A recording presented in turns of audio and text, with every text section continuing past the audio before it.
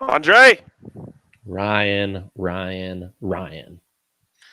I have some breaking news. Breaking news, hot off the presses. I've just opened up my DraftKings Sportsbook app. Yeah. And I've seen an additional $1.53 in my account. Whoa. That's $1.53 more than I went to sleep with last night because 7 out of 7 on the Colorado popularity pool. Wait, that hit? Oh, this just hit. Let's go. Do we know our people or do we know our people? Come on. Nobody knows Colorado like we do. Absolutely. I mean, I prefaced it with like you have an unfair advantage because you've made this your livelihood. So very good, Ryan. That was a big one for us. And I mean, that's the big news you open with. You did it. You kept inching closer to the SGP border. You said that you had learned some things, and you proved it. Money where your mouth is. All of you who had that free $10 bet, SGP hit 55 buckaroos in our account to squander on UFC. Wow, what a great treat. My only regret is that I knew CJ Crone was going to get a hit and an RBI. Mm-hmm. And my gut was really telling me that those two things were going to happen in the same swing of the bat. But I didn't want to get crazy. So I wanted to give out a winner. Plus 550, it probably could have been a baby beluga if I had gone with the home run, which, by the way, I think he hit 2 that night. But I told you CJ Crone is a big Friday night boy. And, the man loves a Friday night. Wow. You can just, his name should just tell you he's a Friday night guy. Like CJ, like everyone who's named CJ lives for Friday night. Right. They're working for the weekend. Exactly. Yeah. By the way, CJ Crone now the all-time franchise record for grand slams in a season. He's doing it again. He's bringing baseball tidbits just out of left field. Love it when you do that, Ryan. Yep. That's how you know I'm really dialed. That's true. All right, so Dre, yeah, this is far and away. It's true. The worst slate I've ever seen in my life. There's no Olympics anymore. There's not even like a Hall of Fame game to bet on. There's nothing out there other than baseball. And we don't even get the Rockies, which everyone knows that's the only baseball team I bet on. 5 games. Yeah, I'm usually heavy on NL West teams, and I've only got one in action today. It's the poopiest of the poopies. But Ryan, this is definitely not the worst you've seen in your life. You've forgotten that we started this show with like months of KBO and UFC. And dude, I feel more confident betting on the LG Twins than on the Minnesota Twins. Okay, so see now, and I preface this in the tweet to follow this podcast that, the story of DNVR Bets is the story of humanity. And when faced with the hardest circumstances, no scraps of food in a famine type situation as we are on this lazy Monday slate, it's when we pull our best out. So I'm confident this will be a good one. I've even got bonus baseball picks for you. So let's go to that big 3. Let's go to Dre's big 3 because he's the only one who's given out picks that can win or lose today. We'll get to mine in a second here. Exactly. So for starters, you have the daily specials. You can only get in those before the first MLB game starts. So you're in the MLB section, daily specials. The combined totals of the 5 games we have today, Ryan, are 46 runs. This is set at 47.5. I assume because if it was set at a fair exact 46, when it's a 50-50 proposition, we're always going to go with the over because the over is funner. But, 3 of the pitchers in action today, under 3 ERA, 4 with a 4 ERA under, 3 of the top 16 K per 9 leaders. I think the strong pitchers on this slate, and some kind of like the The highest scoring game would be the Yankees Royals. Those are two teams that start off really slow. If you look at their first inning totals, I think this is going to do good. I might just put my MLB Profi boost that I just got on that bad boy. And at first, Ryan, I steered too far from home. I had Miami Marlins run line and White Sox run line. So a little dog and fave run line split. And then I said, no, that is not the play here. Great matchup here with the Marlins against SAP. The Saps are supposed to be the San Diego Padres. Something got lost in translation on the D becoming an A. That's okay. I'm happy to call them the Saps from here on out. They're going to throw out a nerfy. We've got two extraordinary pitchers here. And it's in that sandbox in San Diego. So it should be nice and easy nerfy here. And then the White Sox are absolutely going to destroy the Minnesota Twins. The Twins have completely given up. Who are the White Soxes? The White Sox. Oh, I know, but he threw an S on the end. Yeah, it's true. The White Sox are always juicy on the Yerfy, and then they don't get us. But today, I think they will. Last three games, the leaders in the majors for 2.3 runs per game on the Yerf. And again, Twins, just horrendous pitcher. I think he's rocking a 10 ERA. So I'm feeling real good about that Yerfy of the day. Dre, before the show, I told you about Hacky Sackman down here in the parking lot below me. Yes. I'm giving you over under on 12 hits on his next round here. What are you taking? Oh, man. Well, without having seen him and merely going off the compliments you were bestowing on his performance earlier. Quick, you got to go before he drops the sack. Over. All right, here we go. I'm going to count it out for us. Over under 11.5. 1, 2, 3, 4. Oh, my God. He screwed it up after 3. Ouchie, that hurts. God. That was his worst round of the day. Ow. That's all right. You're 0-1. Sorry. Not good. So, I like your ambition. I like that you weren't afraid to attack the slate, regardless of how crappy it is. Mm-hmm. It's funny. I was talking to someone this weekend. They're sounding alarms based on the fact that you just lost that bet. The sky looks horrendous behind you. I know. You can hear it in my voice that the air quality has been affecting my ability to speak. But here I am outside. I don't know what's wrong with me. Anyways, I was talking to someone this weekend. One of my friend's dads, and I was telling him about the bet show, and he was like, "Oh, like, do people care that you just like consistently lose them money?" And I was like, "Oh, no. We consistently win them money." And he was like, "No way." And I showed him our record. He was like, "That's incredible. Like, do you actually take all the picks you give out?" And I was like, "Yes. I never give out a pick and don't take it. I wouldn't give something out that I wouldn't take." And that leads me to today. I'm not taking anything. This is a survive and advance slate. Good God. Major stay away vibes. I will. Yeah, I mean they're sounding the alarms all over Denver. This is this is a survive and advance day. So you just make sure that you end today with the same amount of money in your account that you started today with.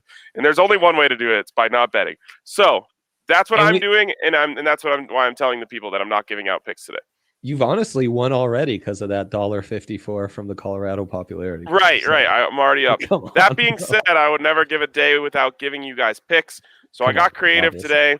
I have 3 picks that I am supremely confident in. Now, I learned my lesson last year. There's no such thing as a lock when it comes to props.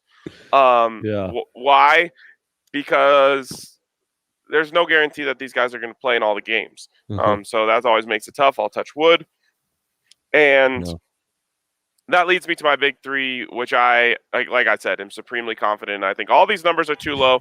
And by the way, when we gave out props last year, the one that hit the safest was Jeudy receiving yards. I think he was set at 750. He ended up with 850. So I'm going back to the Jeudy well. I think he's the best receiver on the Broncos. I think he's wide receiver 1. He's healthy. Cortland Sutton's still working his way back, although he's getting close to. But I think Jeudy, regardless of who the quarterback is going to be the favorite target. of the quarterbacks this year. And there's two that I'm really the most confident in here, but I'll start with the one I'm least confident in. It's Jerry Jeudy over 4.5 receiving TDs. If you were going to only choose 2 out of the 3, I would leave this one off, but I still feel really good about it. I think that they failed to use him in the red zone last year the way they should. When I watched them in training camp, Jerry Jeudy slants are happening a lot deep in the red zone.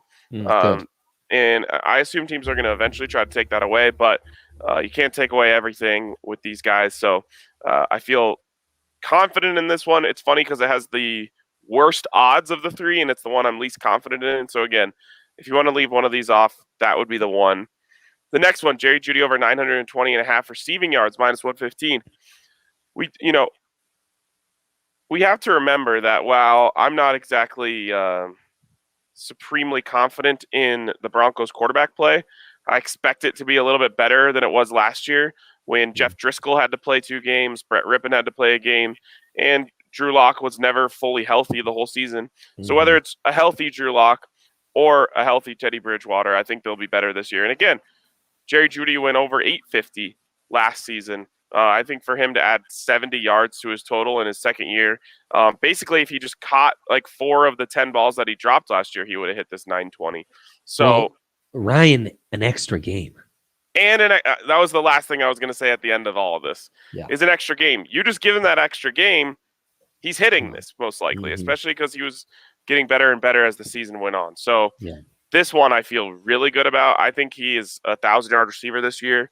I think if the Broncos quarterback is competent, rather than just meh, I think he could easily go over 1,200.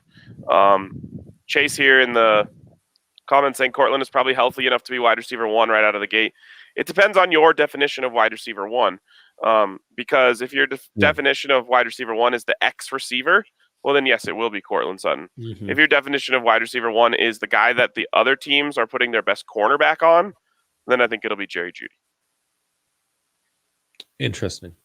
And I mean, more relevant to this, if you were to say who leads the team in receptions, not yards per catch, not touchdowns, not, like third down targets, you would presume it'd be Jerry Jeudy, who's going to have more room to operate underneath, as teams should be more concerned of Sutton and Patrick outside, assuming the quarterbacks can do enough to raise that concern in opposing defenses.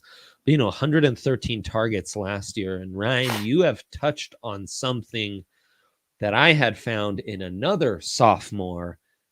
And I think we're on to something really good where there's a bit of, driving the car out of a brand new car out of the lot. And it loses that initial sticker value. So we're seeing some of these guys get undervalued because they're coming off rookie seasons where, the hype maybe was excessive. And remember what kind of rookie seasons and circumstances they were under.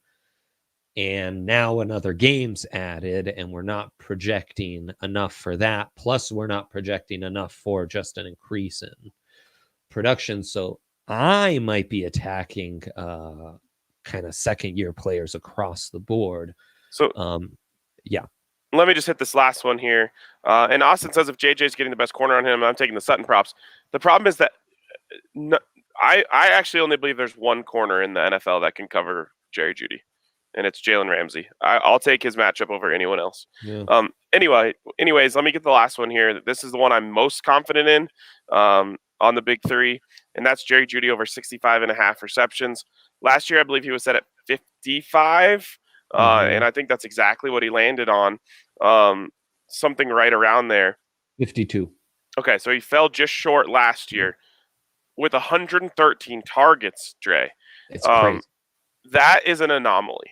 And you can point the finger at him for the drops. You can point the finger at Drew for inaccuracy. Both are valid. I am very confident in saying whoever the quarterback is, and Jerry Jeudy will have a lot more chemistry this year, having a full offseason to work together. And I don't think we're going to see that type of discrepancy. I think you're going to see a similar amount of targets. In fact, I think the target number even goes up. And I think the amount of those targets that are converting goes up heavily. I would take this, Dre. Well, I don't know.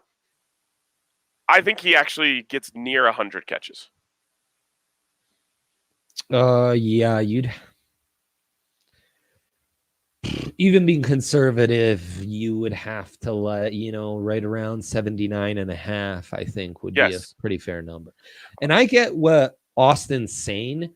But over a 17 game NFL season, football just doesn't work like that. For starters, Ramsey's a great example of that's the one guy who can lock him down.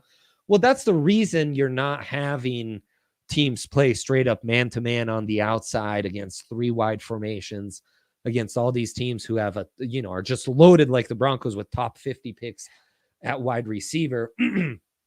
And I would for Broncos fans take this back to, I'm always dealing with Broncos fans super frustrated and messaging me during Chief games about how can they leave Travis Kelce so open. That's by design. The Broncos can live. Pick your poison. It's a pick your poison. They can live with a 6-yard gain over the middle. They can't with a Tyreek Hill or a McCole Hardman bomb every other drive. Yeah, exactly. That's how teams are going to defend the Broncos. They're trying to avoid that bomb to Courtland Sutton on the outside. Yep. They'll gift you that slant or, inside route to Jeudy over the middle. And that's how we're going to rack it up. And he already, again, the quarterbacks you mentioned alone say it all. Yep. I love that you brought that up because that's what I was going to say. It's not going to be man coverage on Jeudy with the 1 and man coverage on Sutton with the 2. Right. If I were approaching the Broncos, I would put my best man corner on Jeudy and just say, like, hey, like you just said, keep everything in front of you. And I would put my number 2 on Sutton's side with safety help over the top. Mm-hmm. Yeah, and the beauty is with the depth of personnel the Broncos have and the versatility of guys like Jeudy, you can shift Jeudy inside, have him more, out of the slot from here now and then. If they are kind of trailing you with the best corner, you can go off balance, maybe flex Noah Fant out one side, have a little trips with Patrick Sutton, Jeudy to the other. You've got options. So Austin asks, is there a prop out there for Jeudy and Sutton, both over 1,000 yards? Would you take that? There isn't, and no, I wouldn't. Yeah. It's not that I'm not confident in Courtland Sutton. I think he's a great player. I just think there's only so many balls to go around in this offense where I generally believe they want to run the ball like that. They want that to be their identity. I don't think it's actually going to work out that way. But if Aaron Rodgers was the quarterback, I'd say, yeah, I'll take both of them over 1,100, maybe even 1,200 yards. Sure. But I don't know about the quarterback play being able to get 2 1,000-yard receivers, though I believe the Broncos did do it 1 year with Trevor Siemian and Emmanuel and DT. I think that might have happened. Which goes to speak of the lack of depth to that receiving core and how good those guys were. Sutton's number set at 950.5. But to answer that question, I'd go back to what you said to open the show is that, futures can be hard because there are so many different factors that need to hit over a 17-game season. So doubling up on now needing 2 futures to hit, I just think is too much, especially from this passing offense. Just to quickly go through these, because I unfortunately don't like any of them, but I'll just tell you, they've got the Broncos team specials at DraftKings Sportsbook. They've got Courtland Sutton over 1,050 yards and Jerry Jeudy over 65 receptions at plus 600. I don't like it. They've got Broncos to be the number 1 seed in the AFC at plus 2,000. I obviously don't like that. Broncos to make the playoffs, Courtland Sutton over 7.5 receiving TDs, and Justin Simmons to have 4 or more interceptions at plus 800. I don't like it. Broncos to reach the AFC Championship game at plus 1,000. I don't like it. Denver Broncos to win first 5 games at plus 1,800. I don't like it. Noah Fant over 690.5 receiving yards and Javonte Williams over 800.5 rushing yards. Come on. This is my favorite of them at plus 250. That's my favorite of them. I still probably wouldn't take it. And then finally, this one should hit. So I guess I don't hate all of them. I actually didn't make it to this one in my prep. This one should hit, and it's actually disappointing that the number is this low. Von Miller and Bradley Chubb combined 19.5 sacks in the regular season. They better clear that. What's the juice? But both guys have health issues. It's plus Yeah. 160. Yeah, That's I the hate only it. thing that scares me off. But if I was going to take one, this is the one. Those are two top 5 picks. You expect them to each have double-digit sacks every season. What section of the app is this in? NFL NFL team specials, Denver Broncos. team specials. Oh, gotcha. Okay, so I do like the Javante and Noah Fant because it goes back to what you were saying with the combined 1,000-yard receivers and how that doesn't really like fit the identity of what the Broncos are trying to be. This one does. Like in an ideal world, your rookie back who's explosive kind of takes off and is kind of your bell cow as the season progresses. And your tight end can be kind of that go-to mismatch who has enough, again, in a 17-game season, enough big games to hit, over 650. I just don't trust Over 800 rushing yards from a rookie. Yeah. Who technically is probably going to start the season as RB2. That's true. So I have a hard time. All right. Let's move on from that and go to our player totals. Are there any that you love that you want to start at? Yes. Do you want to give a shout out to DraftKings before that? Or yeah, let's give a shout out to our friends at DraftKings Sportsbook. What's the deal this week, Dre? Do you know? I don't know. No. What could I've got it here. They're going to have to be real creative this week. Jeez. Oh. Okay. New customers can bet $1 on anything and get $200 in free bets. Sorry. Okay, let me get it right here.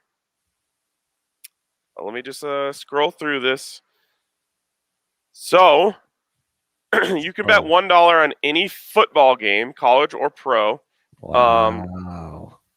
From 9/4 to 9/13. Yep. So I guess that's mostly just college. And you'll get $200 in free bets instantly, which is pretty sweet. $200 in free bets instantly. And it's actually, a lot of people hate when you have to put this all on one thing.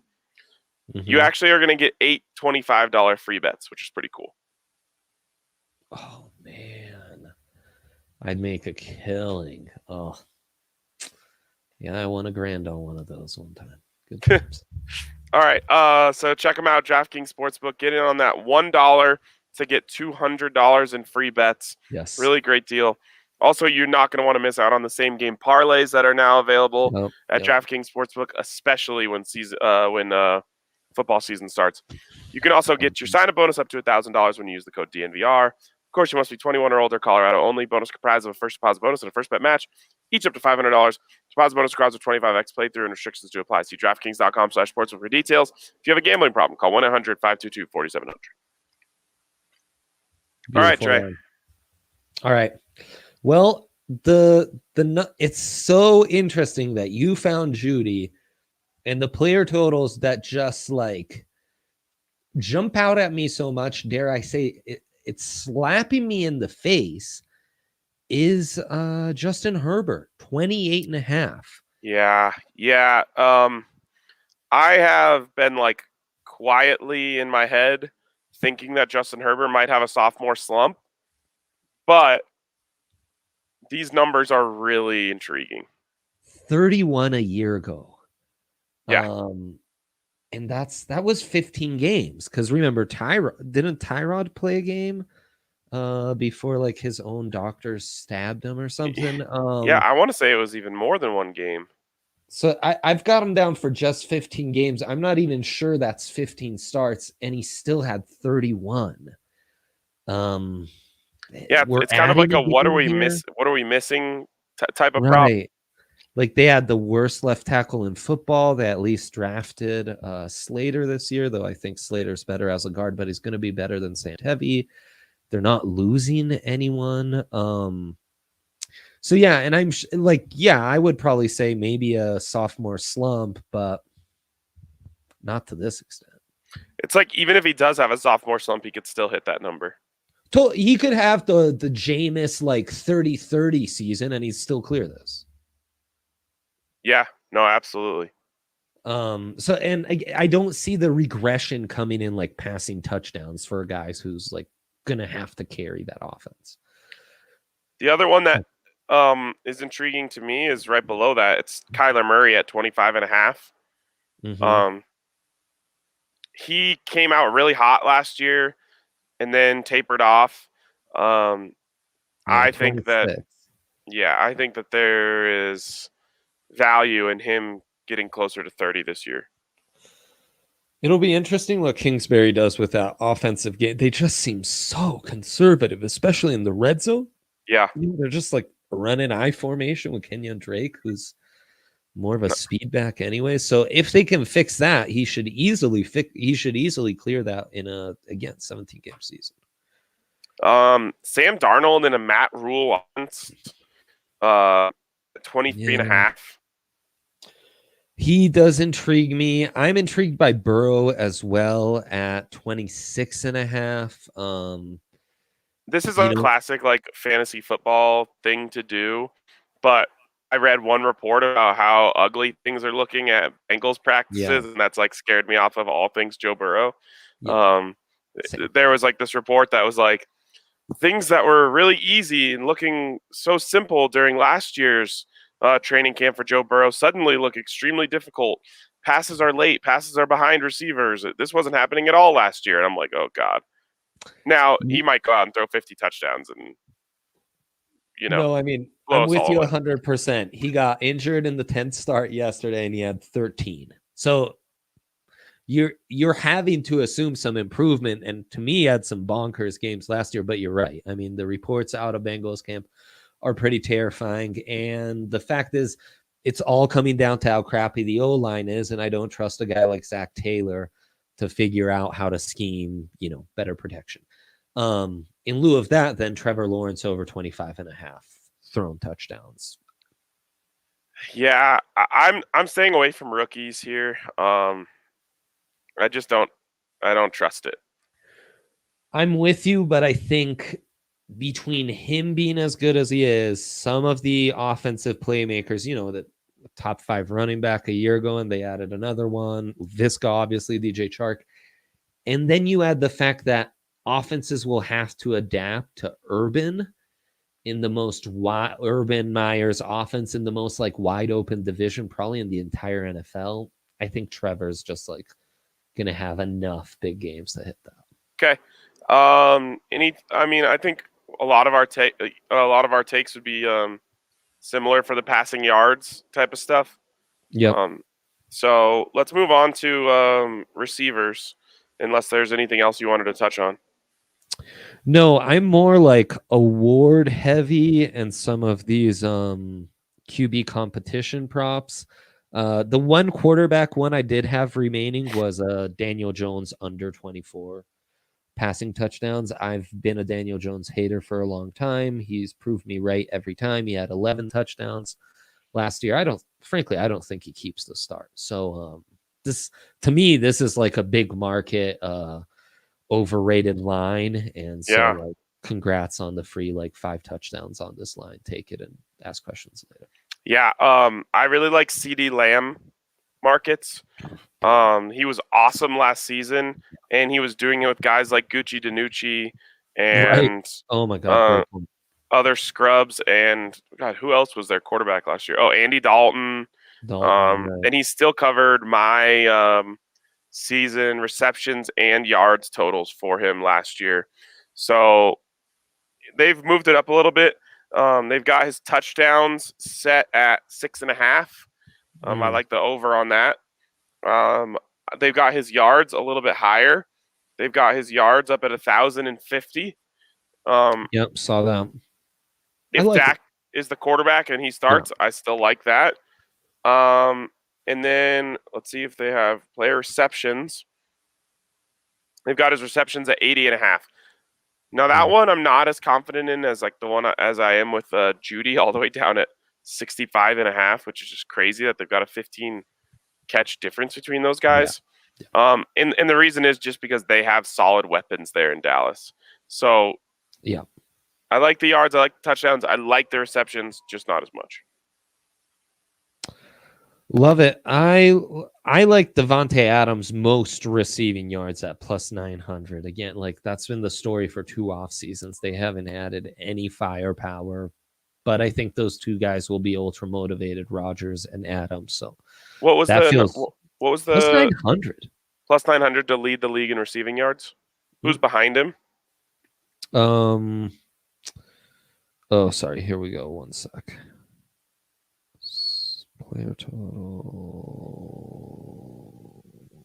Player receptions. Oh, shit. I lost it. Here we go. Player futures. Yes. Most receiving yards. Ridley, Justin Jefferson, Stephon Diggs, and Tyreek Hill are all ahead of him. Actually, Tyreek Hill, same odds. Who won? Adams won this last year, or was it Justin Jefferson? It was Stephon Diggs. Oh, okay. It was Diggs, Kelsey, Hopkins, Jefferson, Adams, all within like less than 200 yards of each other. Jefferson and Adams sounding like presidents out here. Yeah. Okay, yeah, I like that one. Especially thinking about those two, it kind of feels like it's them against the world, or that's how they feel. Mm-hmm. And that's definitely something worth trying to capitalize on. As for rushing yards, I don't have anything I feel really confident in, to be honest. That's the thing. Running backs are so volatile. I just would warn against that. I'd honestly be willing to go heavy on unders in this. Yeah. I mean, I would venture to say if you just like blanket and did it maybe with a little criteria that, the under would be the more profitable side. Certain things like I like Antonio Gibson. He's in my dynasty fantasy league, but like sure, over 1,000 yards. I know maybe. It's very ambitious. It's very ambitious. The one that really blew my mind was Dalvin Cook over 1,375. Yeah, he's tied with Derrick Henry and a lot of the rushing yard, rushing touchdown. But what do we know is the difference between Derrick Henry and Dalvin Cook? I mean, it's durability by a mile. Yes. By a mile. And I will say I'm hot on all the sophomore props. I'm going with the under rushing yards for Jonathan Taylor. He didn't show enough last year, but he still got the carries. This year, I think that leash is going to be shorter. And if he performs the same way he did a year ago, he's gonna get benched a lot sooner. And they have some massive injuries on the offensive line and at quarterback, which is going to force defenses to just focus in on the run more. 1,175.5 is way too ambitious for Jonathan Taylor. Take the under there. Yeah, I completely agree. Well, I mean, I agree with your thinking on it. Right. Yeah, and then 17 game season, you never know. He gets a little rhythm. This could be over like by week 12.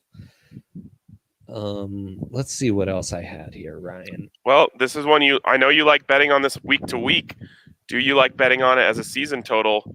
Quarterback interceptions. Always fun. Daniel Jones over under 12.5. Ooh. But you think he might lose his job? Who's the backup? Yeah, I think he might lose his job. He only had 10 a year ago. That's a great question. I don't like it's like Colt McCoy or something. I don't think they're going to turn away from him. I know, but they do have Joe Judge, who's got that, like Patriot way, who might actually like love his backup quarterback. It's Glennon, damn it. Yeah. Okay. So how about this? Justin Herbert over under 11.5.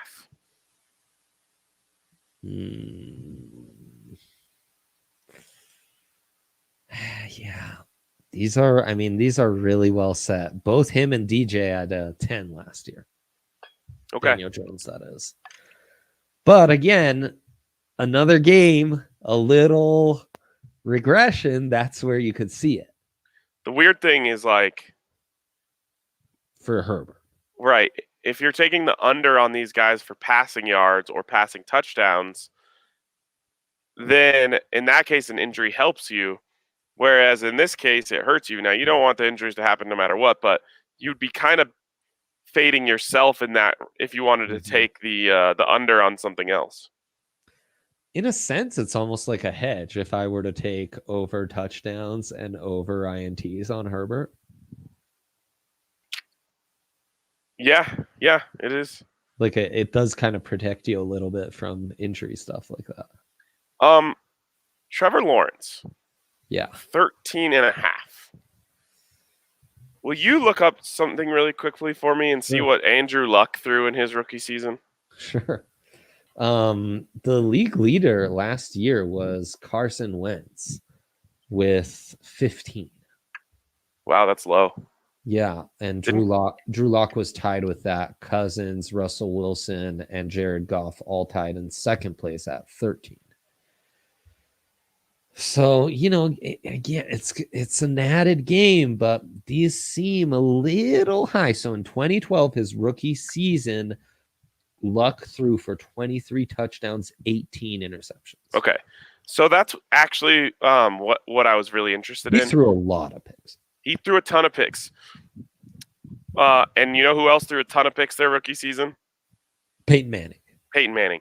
So what do those three guys have in common? Generational type prospects who everyone knew was starting from day one, came in, never had to earn really anything, and were just told, go out there and be you. Yeah, it's pretty good. I think that you're going to see a lot of interceptions from Trevor Lawrence. And it's not because I don't think he's really good. It's because I think they're just going to tell him to let it fly. Be yourself. Just go play. And he's not going to have really anything to worry about. He's going to play really freely. He's going to throw a bunch of touchdowns. He's going to throw a bunch of interceptions. Love that. Yeah, honestly, I think that's the best play for these player totals is to double up on like Herbert and Lawrence. Touchdowns, INTs. It's pretty interesting. Yeah. That's a really good strategy. At worst, do you feel like you're hedging? You're saying over on touchdowns and over on interceptions? Yeah, that's not really a hedge. If you were wanted to go under on someone's touchdowns and over on their interceptions, then there's a little bit of a hedge there. Yeah, that's true. Interesting. Well, very interesting.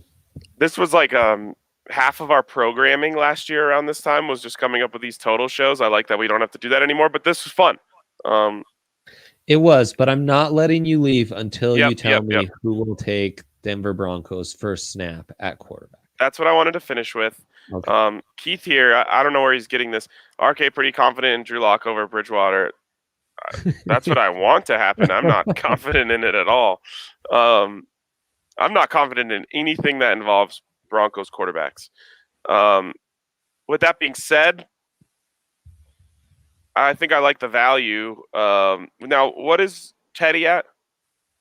Plus 120. Lock plus 100, plus 120 for Teddy. And I think any other set at plus 250.